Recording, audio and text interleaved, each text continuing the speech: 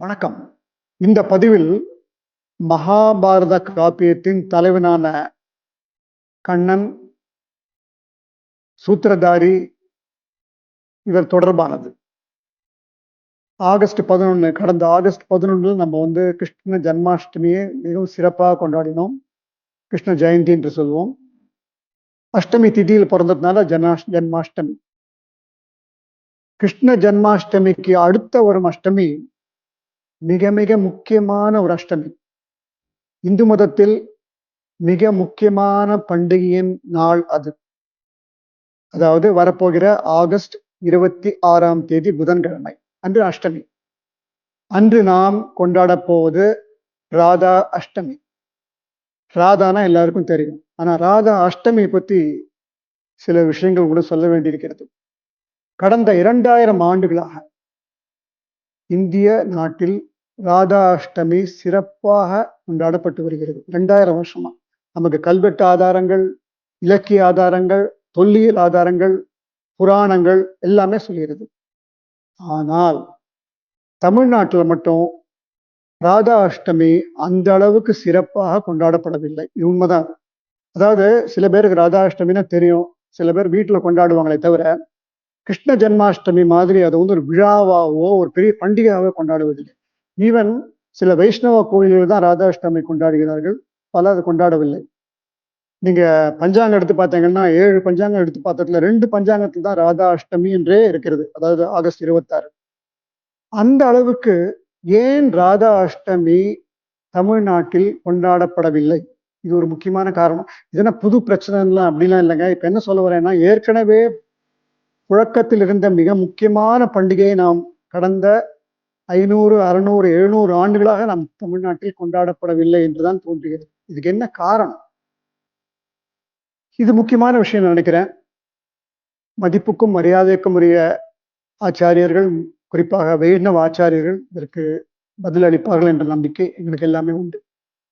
இப்போ தமிழ்நாட்டில் ஒரு என்ன பேரடின்னு கேட்டீங்கன்னா, பக்திக்கு மூலமான தமிழ்நாடு, பக்தி இயக்கத்துக்கு இங்க 2000 ஆண்டுகளுக்கு முன்பாகவே ராதாவுடைய பெயர் மிக மிக பிரபலமா இருந்திருக்கிறது. சிலப்பதிகாரம், அதாவது தமிழ் இலக்கியத்தின் மகுடமாக திகழும் சிலப்பதிகாரத்துல பிள்ளை என்ற ஒரு சொல் வரும். அதாவது நப்பிண்ணை.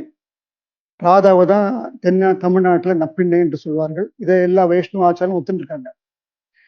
இங்க குறவை கூத்துன்னு ஒரு ரெஃபரன்ஸ் வருது சிலப்பதிகாரத்துல. குறவை கூத்து என்பது கண்ணனுடைய புகழ் வாழ்த்து. இந்த குறவை கூத்துக்கான அகழாராய்ச்சியில அதோடைய ஒரு மாடல் ஒன்றும் கண்டுபிடிக்கப்பட்டுள்ளது. இந்த குறவை கூத்து இன்றைக்கும் பர்சானா, அதாவது ராதை பிறந்த இடமாக கருதப்படும் பர்சானா ராவல்ல இன்னைக்கும் குறவை கூத்து அவங்க ஹிந்தி லாங்குவேஜ்ல அவங்க பாடுறாங்க. நீங்க பார்த்தீங்கன்னா 2 பேரலா இருக்கும், வார்த்தைகள் எல்லாமே பேரலா இருக்கும். இது என்ன தெரிவிக்கிறதா, 2000 ஆண்டுகளுக்கு முன்பாகவே தமிழ்நாட்டில் ராதையினுடைய பெயர் மிகவும் பிரபலமா இருக்கிறது. இன்னொரு ஆதாரம், மாமல்லபுரம், மகாபலிபுரம் மிக பிரபலமான சிற்பக்கலை இருந்த இடம், 7ஆவது நூற்றாண்டு பல்லவர் காலத்து. அந்த இடத்துல ஒரு சிற்பம், அதுல நீங்க பிக்சர்ல பார்க்கலாம். அதை பார்த்தீங்கன்னா கோவர்தகிரியை தூக்கி பிடித்துக் கொண்டிருப்பார் கண்ணன், சுத்தி வர கோபர்கள் கோபிகளும் இருப்பாங்க. இந்த சிற்பம் உலக பிரசித்தி பெற்றது. இதை பல ஆய்வாளர்கள் பாராட்டியுள்ளார்கள். ஏன்னு கேட்டீங்கன்னா, முதலாக இந்த மாமல்லபுரம் சிற்பத்தில் கோபிகளும் கோபர்களும் சேர்ந்து ஜீவாத்மா பரமாத்மா போய் இணைந்துள்ளார்கள் என்று கருதப்படுகிறது. இடது பக்கம் பார்த்தீங்கன்னா தலப்பா கட்டிட்டு ஒருத்தர் இருப்பாரு, அவர் தான் பலராமர். தோல் மேல இன்னொரு கோபனுடைய தோல் மேல ஜம்மு கை போட்டு உட்கார்ந்துருப்பாரு. இந்த பக்கம் கிருஷ்ணர். கிருஷ்ணருக்கு பக்கத்தில் உள்ளது ராதை என்று வி.ஆர். ராமச்சந்திர தீட்சிதர் 50 ஆண்டுகளுக்கு முன்பாகவே சொல்லியிருக்கிறார். இதை நான் ஏன் சொல்ல வரேன்னு கேட்டீங்கன்னா, சிலப்பதிகாரத்தின் காலம் 2ஆம் நூற்றாண்டு, இந்த பல்லவ சிற்பங்காலம் 7ஆம் நூற்றாண்டு. அப்பவே ராதையினுடைய பெருமை தமிழ்நாட்டில் மிக மிக பிரபலமாக இருந்திருக்கிறது. அப்படி இருக்கும்போது தமிழ்நாட்டில் ஏன் நம்ம கடந்த சில நூற்றாண்டுகளாக இந்த ராதா ஜன்மாஷ்டமியை ஏன் கொண்டாடவில்லை தான் இப்போ கேள்வி. இப்போ இந்த ராதா அஷ்டமிக்கு அந்த அளவு முக்கியத்துவம் கொடுக்காமல் இருப்பதற்கு 2 காரணங்கள் வேற ஒன்று சொல்றேன். ஸ்ரீமத் பாகவதத்தில் ராதையை பற்றி குறிப்புகள் எதுவும் இல்லை.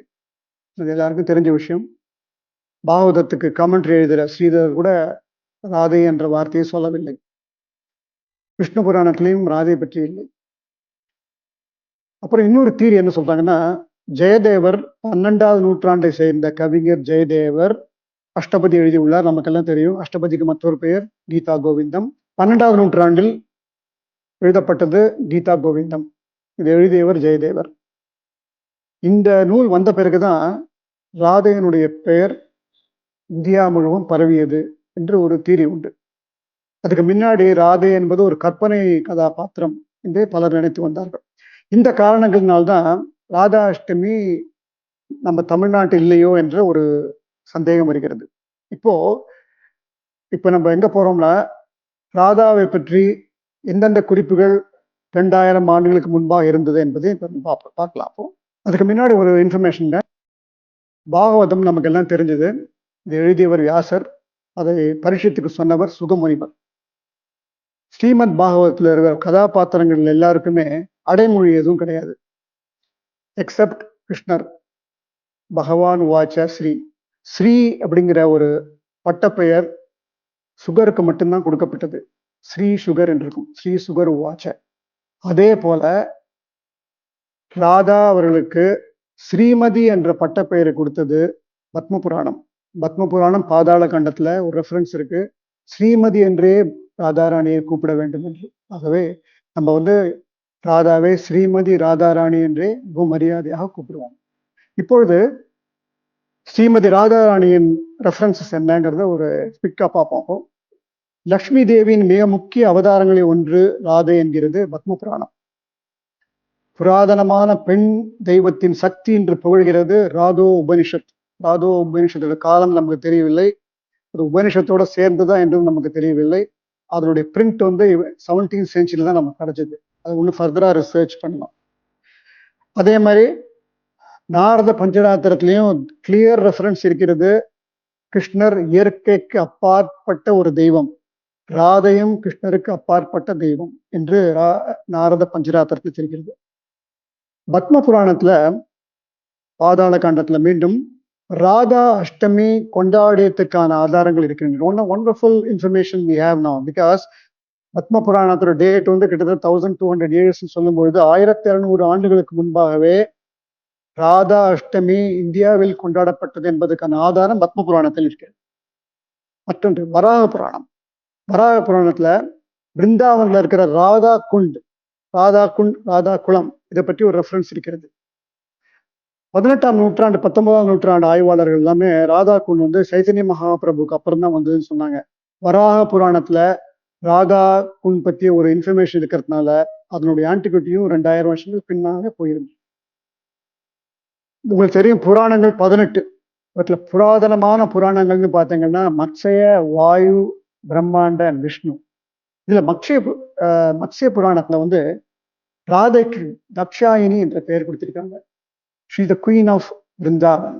அது தவிர விசாலாட்சி வாரணாசியுடைய தலைவி, விமலா பூரியுடைய தலைவி, ருக்மணி துவாரகாவின் தலைவி என்ற ஒரு குறிப்பு வருகிறது மத்ஸ்ய புராணத்துல. மிக one of the oldest Puranas we have. Skanda புராணத்துல பார்த்தீங்கன்னா ராதாராணி, ஸ்ரீமதி ராதாராணி பெயரை தவிர லலிதா, ஷாமலா, விஷாகா, பத்மா, பத்ரா போன்ற அவருடைய அசோசியேட்ஸ் பேருமே வருகின்றன. தேவி பாகவத்தில் very clear reference about Radharani, the date of Radharani. இதெல்லாம் பார்த்தீங்கன்னா ரொம்ப ஆச்சரியமான விஷயம். இது ராதாராணியை பற்றிய பல செய்திகள் புராணங்களிலும் அதிகமாகவே இருக்கின்றன. 18 புராணங்கள், 8 புராணங்கள் ராதாராணியை பற்றி இருக்கு. அப்படிப்பட்ட ராதாராணியை நாம் மறக்க முடியுமா? இதுதான் இப்போ கேள்வி. இதுக்கு முன்னாடி ஒரு இன்ஃபர்மேஷன் சொல்ல விரும்புறேங்க. ஏற்கனவே நம்ம பார்த்த எபிசோட்ஸ்ல மகாபாரதத்தினுடைய காலகட்டத்தை நம்ம ஓரளவு ஃபிக்ஸ் பண்ணிட்டோம். முன்னாடி சொல்லியிருக்கேன், மகாபாரதத்தில் வரக்கூடிய வானியல் குறிப்புகளை அடிப்படையாக கொண்டு astronomical dating based on planetary software by NASA, அப்புறம் இண்டிஜீனியஸ் மெத்தடு எல்லாமே சேர்த்து குருட்சேத்திர போருடைய காலகட்டம் 5137 ஆண்டுகளுக்கு முன்பாக, அதாவது 3117 BC before Christ or BCE before current இரான்னு சொன்னோம் இல்லையா?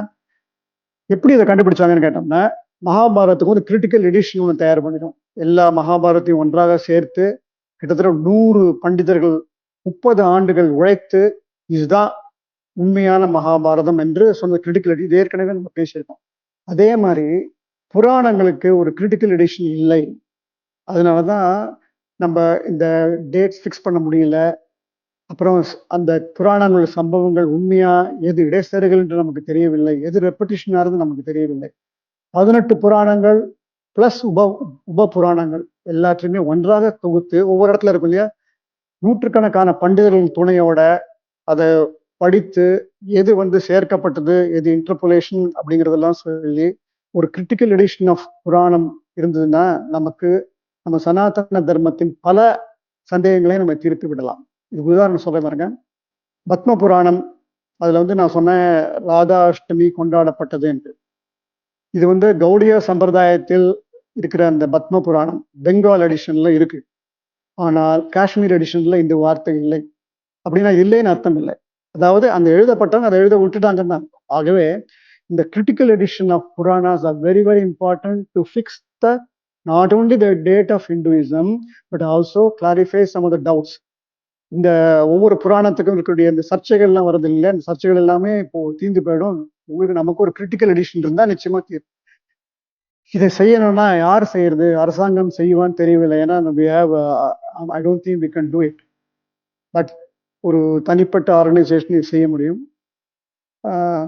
கிட்டத்தட்ட 10 கோடியோ 20 கோடியோ தேவைப்படும். ஒரு கோயில் கட்டுறதுனா எப்படி ஒரு 5 கோடி ஆயிடும், 8 கோடி ஆயிடும். ஆகவே இது யாராவது பிரைவேட் ஸ்பான்சர்ஸ் இதை திங்க் பண்ணி இந்த கிரிட்டிக்கல் எடிஷன் ஆஃப் புராணாஸ் கொண்டு வந்தோம்னா சனாதன தர்மத்துக்கு மிக மிக முக்கியமான ஒரு திருப்பு முறையாகும் என்று நான் சொல்லிக் கொள்கிறேன். தமிழ்நாட்டில் ராதா அஷ்டமி ஏன் விமர்சையாக கொண்டாடப்படவில்லை அப்படிங்கிற கேள்வியை நான் பல கௌடிய சம்பிரதாய சுவாமிகள்கிட்ட கேட்டிருக்கேன்.